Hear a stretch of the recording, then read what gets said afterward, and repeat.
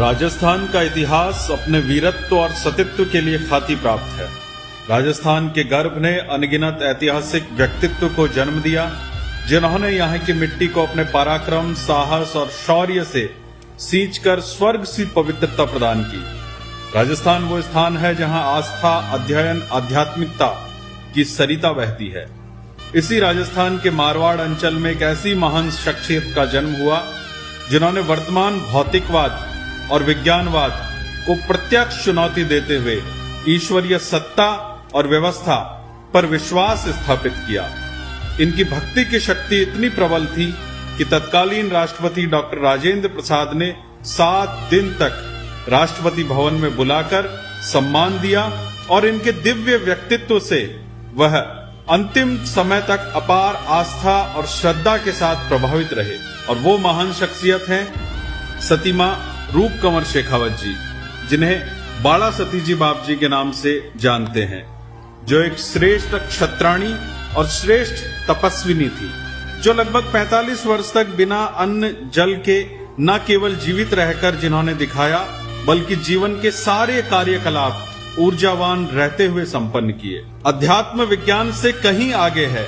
अपने जीवन से इस बात को सिद्ध करने वाली बाला सती जी बाप जी का जन्म योगेश्वर श्री कृष्ण की जन्मतिथि, नक्षत्र एवं घड़ी में 16 अगस्त 1903 सोमवार को जोधपुर जिले के बिलाड़ा के पास रावणिया गांव में कछुआहा कुल के लाडखानी शेखावत ठाकुर लाल सिंह जी की धर्मपत्नी श्रीमती जड़ाव कंवर जी के गर्भ से हुआ। आध्यात्मिक कांतिमय सौंदर्य के कारण आपका नामकरण रूप कंवर किया गया।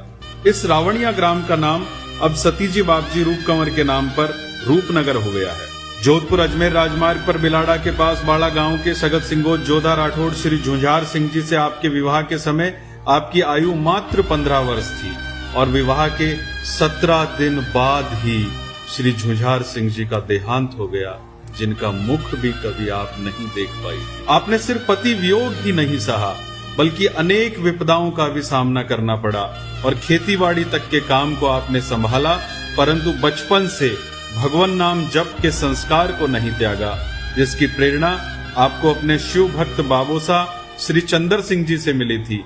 और मध्य रात्रि को सब कार्यों से निवृत्त होकर आप मंत्र जाप करते और एक समय का भोजन और पैरों में चप्पलों का त्याग आपने कर दिया था। परिवार में इनका साथ देने के लिए आपके जेठानी भूर कंवर जी थे, जो स्वयं भी बाल विधवा थे, और एक जेठू थे श्री मान सिंह जी थे, जिनको बाप जी ने पुत्रवत स्नेह दिया।